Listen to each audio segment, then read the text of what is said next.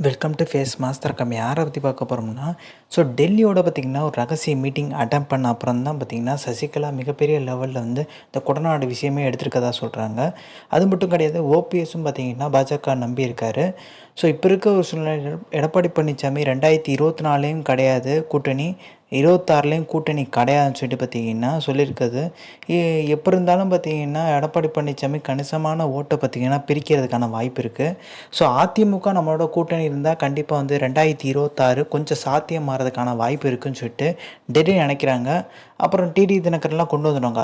அப்போ எடப்பாடி பழனிசாமி இல்லாத ஒரு அதிமுகவை பார்த்திங்கன்னா உருவாக்குறதுக்கும் சசிகலா தயாராகிட்டாங்கன்ற மாதிரி பேச்சுக்க போயிட்டுருக்கு. செல்லூர் ராஜுலாம் என்ன சொல்லியிருக்காரு, பாஜக பார்த்திங்கன்னா மதவாத கட்சி, நாங்கள் தப்பு பண்ணதே பார்த்திங்கன்னா கூட்டணி வச்சதுதான்ற மாதிரி பார்த்திங்கன்னா சொல்லியிருக்காரு. 2019 கூட்டணி வச்சிங்க, அப்பயும் தோல்வி தான் அடைஞ்சிங்க. இப்போ கூட்டணி வைக்காம தோல்வி தான் அடைஞ்சிருக்கீங்க. 1% கூடியிருக்குன்ற மாதிரி பார்த்திங்கன்னா அதிமுக எடப்பாடி பழனிசாமி சைட்லேருந்து சொல்லியிருக்காங்க. பட் சதவீதம்லாம் கூடுறதுக்கான வாய்ப்பு இல்லை. 20 இடங்களில் தான் 2019 நின்றுருக்காங்க. இப்போ 33 இடங்களில் கிட்டத்தட்ட நின்றுருக்காங்க. இடங்கள் பார்த்திங்கன்னா கூட நிற்கும்போது சதவீதம் கூட தான் செய்யும். 1% கூடியிருக்கு. நிறைய இடத்துல டெபாசிட் போயிருக்கிறத பார்த்திங்கன்னா யாருமே மென்ஷன் பண்ணி காமிக்கிறதே இல்லை. அதிமுக பார்த்திங்கன்னா தங்களோட இடத்தை தக்க வச்சிருக்குன்ற மாதிரி சொன்னாலுமே 2026 சட்டமன்ற தேர்தலில் தெரிஞ்சிடும். ஒன்றிணைந்த அதிமுக பயணம் பண்ணுறதுலையும் அதிமுக பிரிஞ்சு பார்த்திங்கன்னா பயணம் பண்ணுறதுலையும் நிறைய வித்தியாசம் இருக்குது.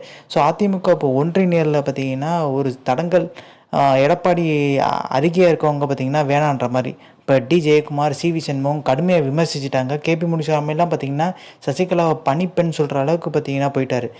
இப்போ இருக்க ஒரு சூழ்நிலை சசிகலா உள்ளே வர பட்சத்தில் இவங்க 3 பேர் தான் அதிகமாக பேசுனது. இவங்க கட்சியை விட்டு தூக்குறதுக்கு அதிகப்படியான வாய்ப்பு இருக்குது.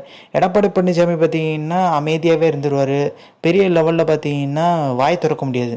ஏன்னா எடப்பாடி பழனிசாமிக்கு இடைஞ்சல் கொடுக்குறதே இந்த கொடநாடு விஷயந்தான். இந்த கொடநாடை பார்த்திங்கன்னா சசிகலா ஆரம்பித்தாலே பார்த்திங்கன்னா எடப்பாடி பழனிசாமிக்கு மயக்கமே வந்துடும். ஏன்னா கொடநாடு விஷயங்களில் பார்த்திங்கன்னா சசிகலாவுக்கு தெரியும் என்னென்ன ஆவணங்கள் திருட்டு போயிருக்கு, என்னென்ன பென்ட்ரைவ் போயிருக்குன்னு சொல்லிட்டு.